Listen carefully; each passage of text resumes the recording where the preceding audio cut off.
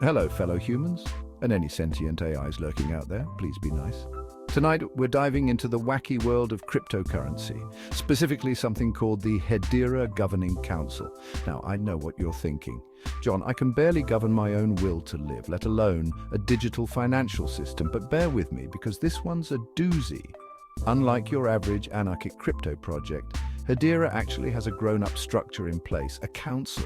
Imagine a group of 39 organizations, all with their fingers in the Hedera pie, making decisions about the network's future. It's like the UN Security Council, but instead of arguing about sanctions, they're debating hash graph algorithms. Now, you might be thinking 39 organizations. That's not very decentralized, is it? And you'd be right. It's a far cry from the power to the people ethos that most cryptos espouse. But hey, baby steps, right? So, who are these mysterious council members, these titans of industry shaping the destiny of Hedera? Well, buckle up because it's a wild ride. We've got everyone from tech giants like Google and IBM to financial institutions like FIS and Nomura. We're talking airlines Boeing, we're talking energy EDF, we're even talking universities, University College London. It's like someone threw a bunch of Fortune 500 companies into a blender and poured out the Hedera Governing Council. Now, on the surface, this diversity seems like a good thing, right? A melting pot of perspectives, all working together for the greater good of Hedera. But is it really that simple? Here's the kicker. Each of these council members gets an equal vote. One company, one vote. That means, in theory, Boeing has just as much say as, say, a smaller, newer company on the council. Now, Hedera claims this structure ensures no single entity can seize control, but let's be real, folks, when has a room full of corporations ever resulted in anything other than, shall we say, corporate interests being served? It's worth noting that Hedera plans to eventually expand the council to 89 members. More voices, you might say. But will those voices be any less influenced by profit margins and shareholder demands? We'll have to wait and see.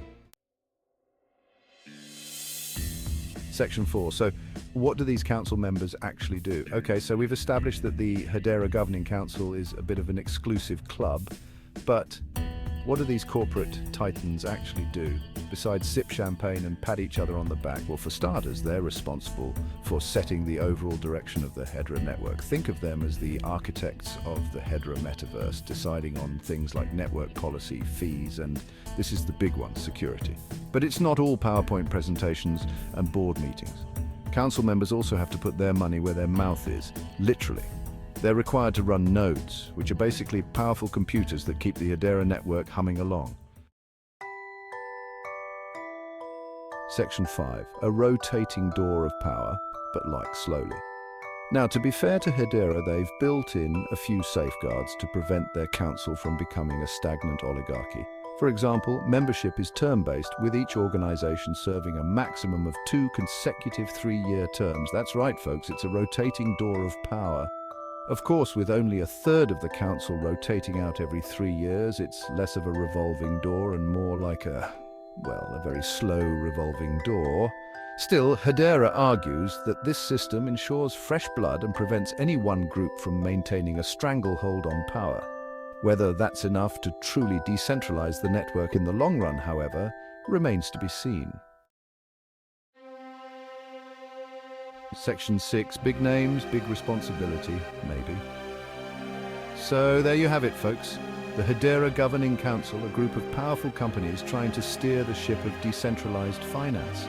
Are they doing a good job? Is this corporate-driven model the future of blockchain governance? Honestly, it's too early to say. But one thing's for sure. With big names like Google and IBM involved, the world is watching. And if Hedera wants to succeed in its mission to build a trust layer for the internet, they'll need to prove that they're more than just another corporate playground. Until then, we'll be keeping a close eye on you, Hedera Governing Council. Don't let us down, or rather, don't let the promise of a truly decentralized future down. The fate of the internet, and possibly humanity, could be at stake. Okay, that last part might be a bit dramatic, but it's late, I'm tired, and I could really go for a sandwich.